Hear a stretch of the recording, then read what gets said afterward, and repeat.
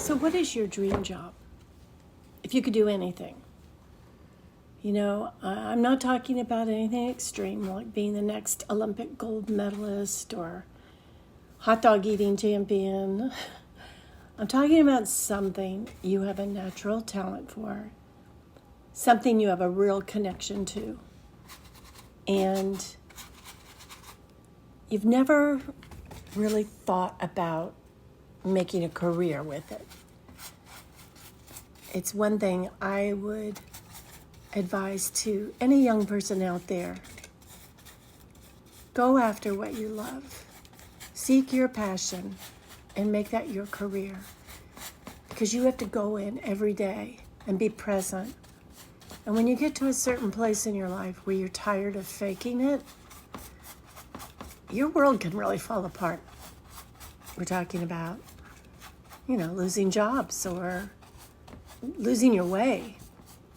For me, I wish so badly that I had developed my artistic talent at a younger age.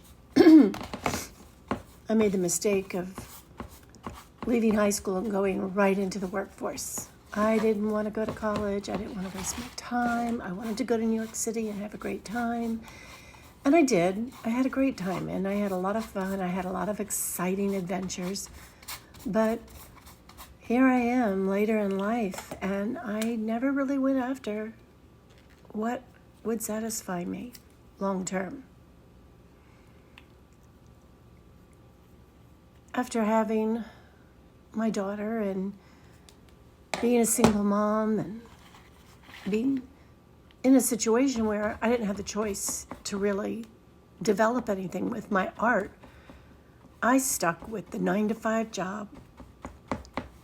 And a lot of times it was fine. I worked with fun people. The job was okay.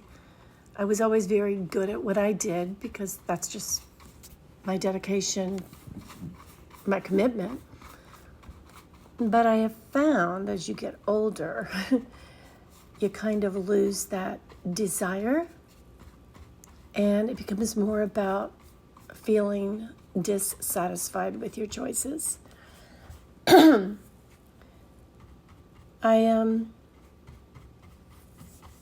had been asked a few times why I didn't do something with art for a career, and I never really knew the answer. I mean, it was basically, I didn't go to school for that. I don't really know what I can do with it. Look how hard it is for people to get their work into a gallery.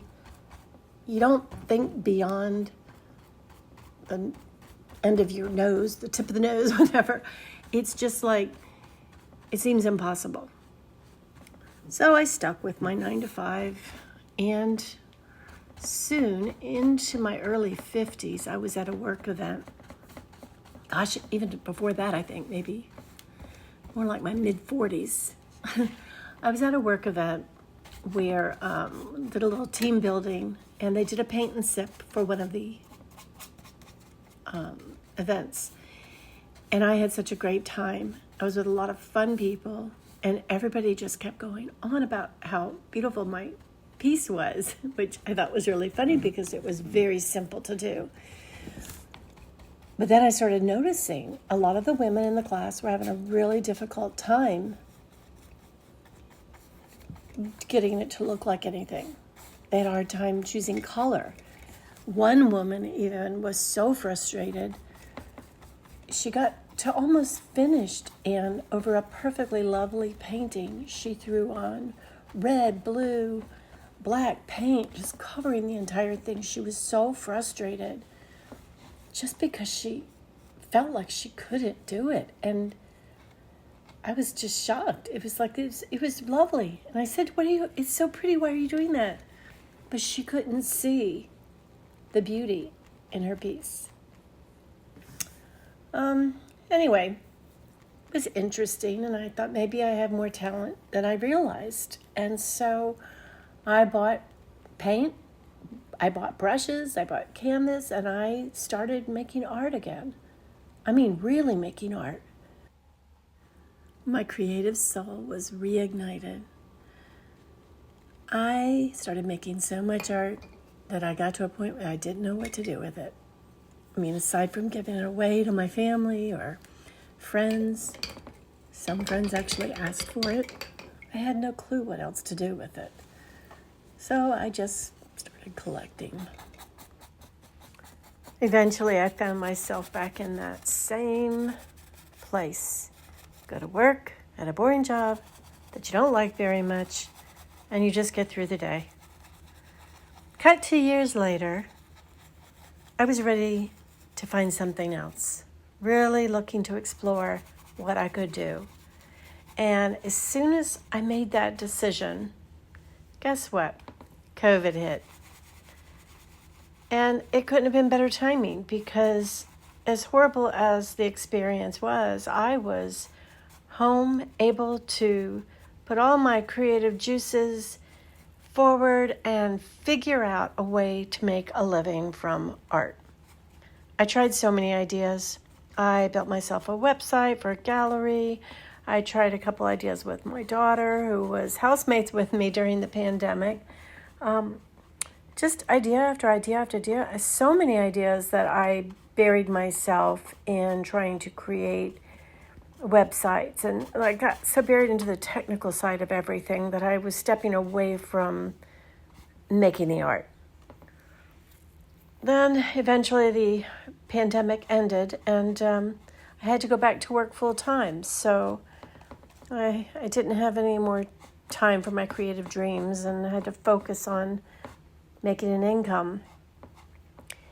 Soon I found that I was in a job that I did not have the experience for. I did not have the support to learn the job, and I was working with people who didn't have a lot of patience and actually were not very kind. So I struggled for many months and became more and more depressed, and eventually got to a point where I really thought I was having a breakdown. I had to figure out how I was going to survive this time in my life. And I just didn't know what the answers were. I was at the bottom, or I guess they call it the lowest of your lows. And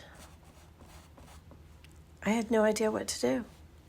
It's a very scary place to be, especially I was entering my 60s and just didn't know how I was going to be able to start all over again. I felt I had quite a few of those moments, and I needed something good to happen.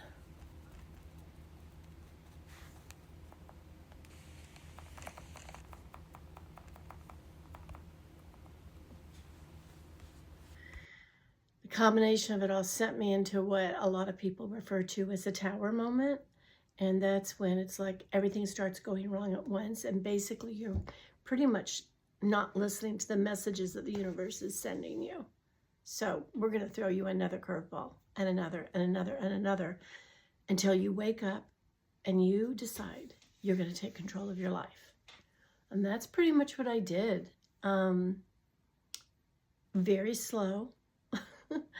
I started by researching people on YouTube who were providing advice for my inner work, my inner peace, my spiritual side, and reconnecting back to the way I used to run things.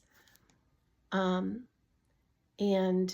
as I did that, I started finding more and more people on YouTube who were doing more creative things. And I'd stop and I'd watch their short videos and this and that. So case in point, got to today where I have found so many guides, so many teachers, and a lot of inspiration, and finally launched the rocket. I uploaded my very first 2 art videos, and they are pretty bad, but I did it. I didn't stop doing it just because it wasn't perfect. And I'm going to keep doing it. And I'm going to keep doing it until I get better at it. And again, thank you to all of the YouTubers who've been around forever, who are here and teaching the rest of us how to take control of our lives, how to make a successful business. You guys, you really are all amazing, and I am learning so much. And I hope too that one day I'm able to give back. What I'd like to say about this process I'm going through is I still am not exactly 100% sure what the end result is going to be, but I was waiting. And when you wait, nothing happens. So I just decided, get creative, start making your paintings, video your paintings, put them out there, keep doing it, because the more you keep doing it and the more you start just getting into that mode, the better you get and the more ideas come. But this time I'm focused. I decided on not just what I'm doing, but the style of painting that I'm doing, because I do a lot of various things. Pointillism. I like to do impressionism. I like to do some realism. I like to do a little abstract. But yeah, I finally settled in on the pointillism. I'm really enjoying, and I'm really into it. So I've got to start doing that with my little octopus you see here, and my little starfish that those are the two I just recently posted. My little horse was just a hand painting I did when I decided I wanted to try just with my hands. But it's been so fun, and I'm excited. I hope that something I said inspires you to try it yourself, even if it's not for painting. If you're a chef or a home chef and you're looking for a little extra, I highly recommend reading up on from some of our teachers here on YouTube, learning the business and seeing if it works for you. My goal is to get to a point where I can quit my 9-to-5 and I can focus solely on my art. My dream come true. And late 60s, finally got the nerve to do it. I'm here, and I'm gonna keep going. So best of luck to everybody. I hope you enjoyed this. I hope it helps. Bye for now.